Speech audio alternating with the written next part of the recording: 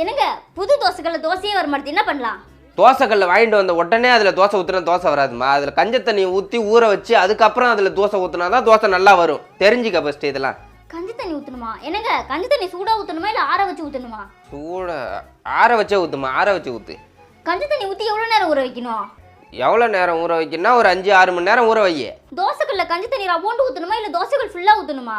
எனக்கு தோசையே வேணாம், நீ போய் சோறாக்கு போ போ. சரிங்க, இதுக்கப்புறம் தோசையை ஜென்மத்துக்கு. நீங்க மட்டும் ஏங்க இப்படியே இருக்கீங்க? நீ ஒன்றும் கவலைப்படாத பிள்ளை, இன்னும் 3 மாசத்துல எல்லாமே மாறிடும். இது நம்ம வாழ்க்கையா? இல்லை பிள்ளை, காலான். ஆஃபீஸில் மேனேஜர் திட்டும்போது இந்த வேலையை மனா ஒரு மயிரமானா விட்டு போயிடலான்னு தோணுது.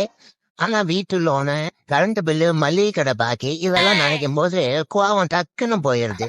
அது என்னமோ என்ன மாயமோ தெரியல, எனக்கு அதுக்கப்புறம் ரோஷனே வர்றதில்லை.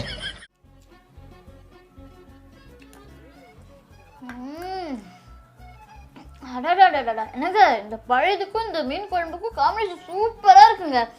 நல்லா இருக்கா? சாப்பிடு சாப்பிடு. என்னங்க நீங்க சாப்பிடலையா? வாங்க நான் வேணா ஊட்டி விடுறேன், வாங்க.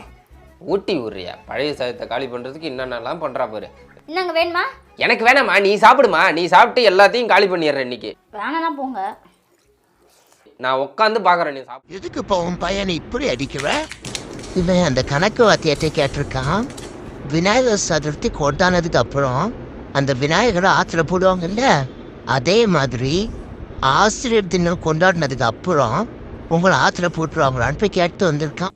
அதாவது உன் வாழ்க்கையில் நீ என்ன சாதிச்ச அப்படின்னு என்னை பார்த்து கேட்டிங்கன்னா நான் பெருமையாக சொல்லுவேன்.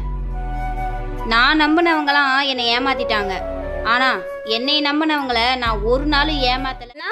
சொல்லுங்க. ஒரு 7up பாட்டில் வேணும். ஆ,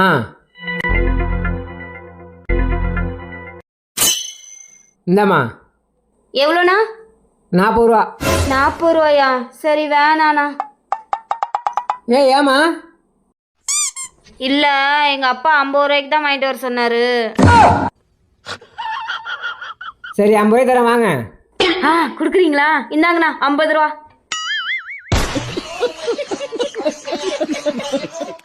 என்னங்க வாங்க காலையில பழையது சாப்பிடலாம், உடம்புக்கு நல்லது. ஏம்மா பழையதுக்கு ஏதாவது தொட்டுக்க இருந்தா தானேம்மா சாப்பிடலாம். தொட்டுக்க இருக்கே. எங்க இருக்கு? பார்லேஜி பிஸ்கெட். பழையதுக்கு தொட்டுக்க பார்லேஜியா? நல்ல காம்பினேஷன், நல்ல காம்பினேஷன். கல்வெட்டுல செதுக்க வேண்டியதான்.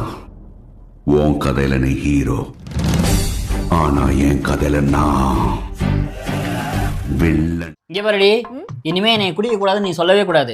ஏன்? இந்த வீடியோ கேளு.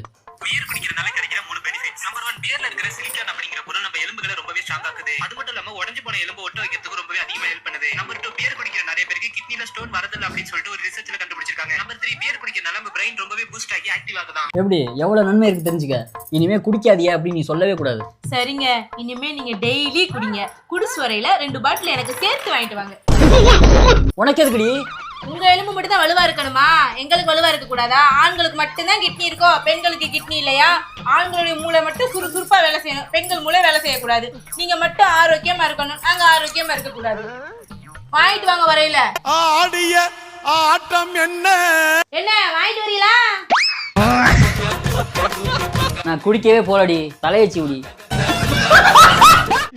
நீ எவ்வளவு நல்லவனா இருந்த.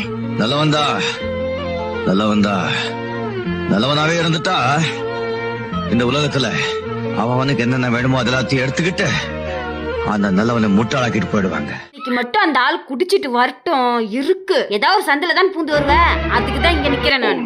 வா, இன்னைக்கு நீயா நானான்னு பாத்துக்கலாம். இன்னும் ஆளை காணமே, வர நேரம் தான்.